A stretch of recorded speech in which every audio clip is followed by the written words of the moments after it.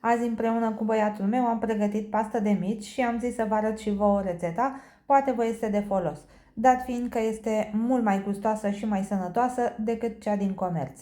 Așezați-vă comod, dați un like acestui videoclip și un subscribe și haideți să începem. Avem nevoie de materia primă și anume carnea. Eu am folosit 1,5 kg de ceafă de porc, jumătate de kilogram de grăsime, tot de porc, și în jur de 750 de grame de ceafă de vită.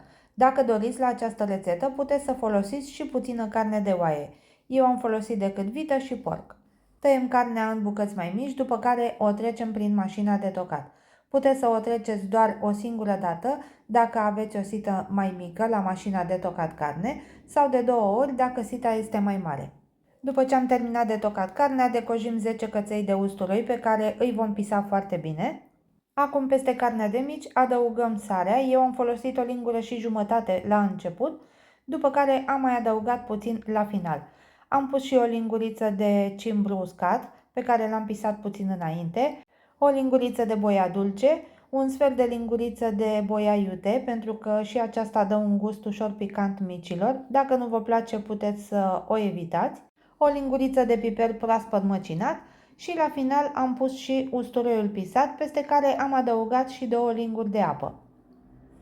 Acum începem să frământăm carnea. Prima dată putem să introducem puțin toate condimentele cu ajutorul unei linguri, după care începem să o frământăm cu mâna curată. Prima frământare trebuie să dureze undeva la 10 minute, timp în care vom adăuga și aproximativ jumătate de pahar de supă de oase, sau dacă nu aveți supă de oase, puteți să folosiți pur și simplu apă. Aceasta va ajuta la frăgezirea cărnii și pentru a se forma ca o pastă. După aproximativ 5 minute de frământare, punem o linguriță de bicarbonat de sodiu într-un recipient și îl stingem cu 2-3 linguri de zeamă de lămâie. În caz că nu aveți zeamă de lămâie, puteți să folosiți 2 linguri de oțet. Acesta nu va face altceva decât să activeze bicarbonatul de sodiu, pentru că și acesta are un rol foarte important în pasta de mici, ajută la creșterea acestora în timp ce îi punem pe grătar și totodată îi și frăgezește.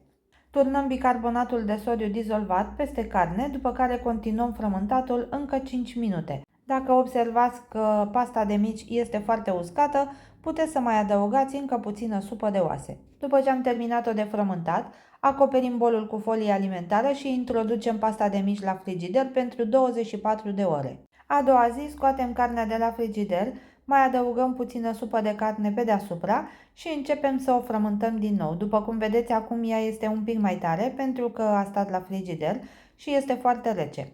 Mai continuăm frământatul încă 10 minute, timp în care mai adăugăm din când în când din supa de carne. În total eu am folosit aproximativ 3 sferturi de pahar de supă. V-am spus, dacă nu aveți această supă, puteți să folosiți pur și simplu apă. Pasta de mici este gata, putem să dăm formă mititeilor. După cum vedeți, se lucrează foarte bine.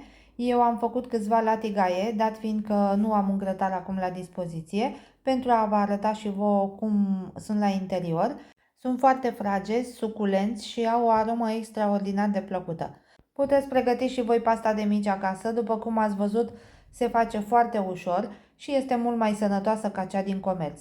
Dacă doriți, puteți să faceți o cantitate mai mare și să o congelați. Dragilor, sper că v-a plăcut această rețetă de pastă de mici. Dacă este așa, vă aștept să-mi spuneți și în comentarii. Nu uitați să-i dați un like și totodată să o distribuiți și cu prietenii voștri, pentru că întotdeauna cuiva îi poate fi de folos. Eu vă mulțumesc pentru vizionare și vă aștept și la rețeta următoare. Numai bine tuturor!